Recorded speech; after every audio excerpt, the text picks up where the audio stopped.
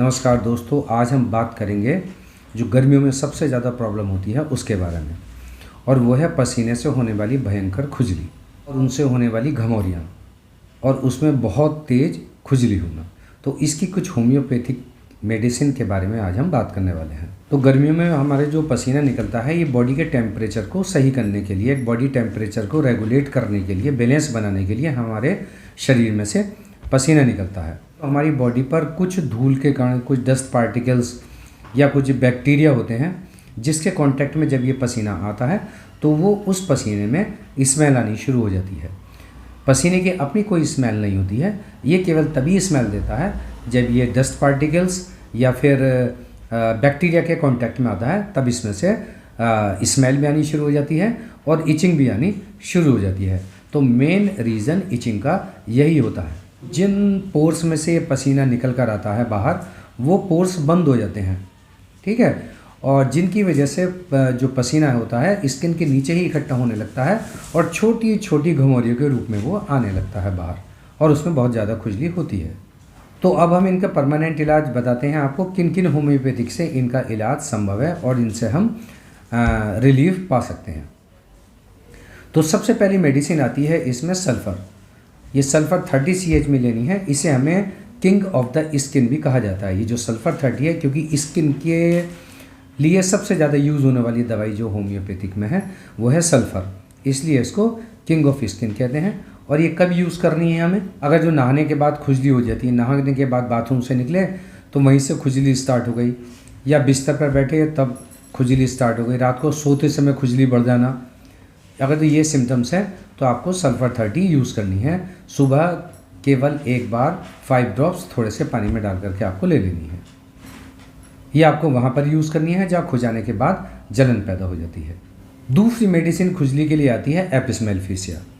इसको भी हमें 30 CH में ही यूज़ करना है, और ये तब यूज़ करना है जैसे घमौरियाँ हो जाती हैं आपकी कमर पर या कहीं भी, तो और उसमें इतनी ज़्यादा खुजली होती है कि जैसे कि कोई सुइयाँ चुभा रहा है, तो उसके लिए एपिस मेलिफिसिया सबसे अच्छी मेडिसिन है। आपने देखा होगा बहुत से लोग खड़े होकर के खुजाने लगते हैं या दीवार के सहारे अपनी कमर को खुजाने लगते हैं, यानी उनकी कमर में बहुत सारी घुमारियाँ होती हैं जिसमें वो खुजली मचती हैं, तो उन्हें बड़ा आराम मिलता है इस तरह से खुजाने पर। तो उसके लिए एपिस मेलिफिसिया 30 CH में आप 5 बूंद दिन में 3 बार लेंगे तो इस तरह की खुजली में बहुत आराम मिलेगा। तीसरी मेडिसिन आती है इसमें रस्टॉक्स। रस्टॉक्स वहाँ पर ये भी 30 CH में ही यूज़ करनी है, और ये तब यूज़ करनी है अगर जो स्किन पर घमौरियों के साथ साथ उनमें थोड़ा सा पानी भी आ जाता है, यानी स्किन पर हल्की हल्की घमौरियों के साथ उसमें पानी भी होता है, तब हमें ये रस्टॉक्स यूज़ करनी है। ये भी दिन में 3 बार 5-5 बूंद थोड़े से पानी में डाल करके लेना है। और सबसे ज़्यादा जो यूज़ होने वाली दवाई है वो है कैलेडियम। कैलेडियम ऐसी खुजली में यूज़ करते हैं जैसे जांघों के बीच में खुजली आ रही है, जहाँ फोल्ड हो रहे हैं वहाँ पर खुजली आ रही है पसीने की वजह से, कि पसीना इकट्ठा हो गया है और उसमें खुजली आनी शुरू हो गई है, तो ऐसी जगह पर हम कैलेडियम 30 यूज़ करेंगे।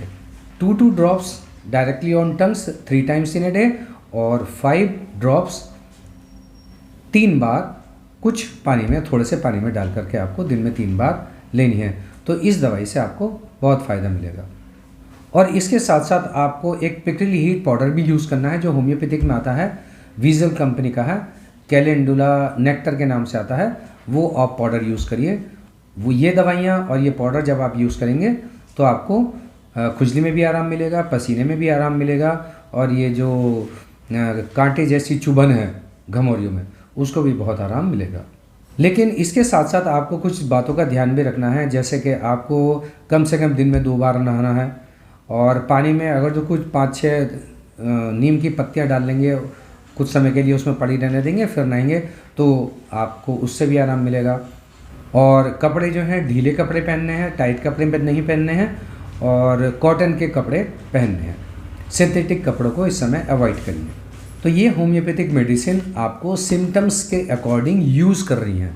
सारी दवाइयाँ नहीं लेनी है कि तीनों ही दवाई लेनी है, जैसे जैसे सिम्टम्स दिखाई देते हैं वैसे ही आपको ये लेने हैं।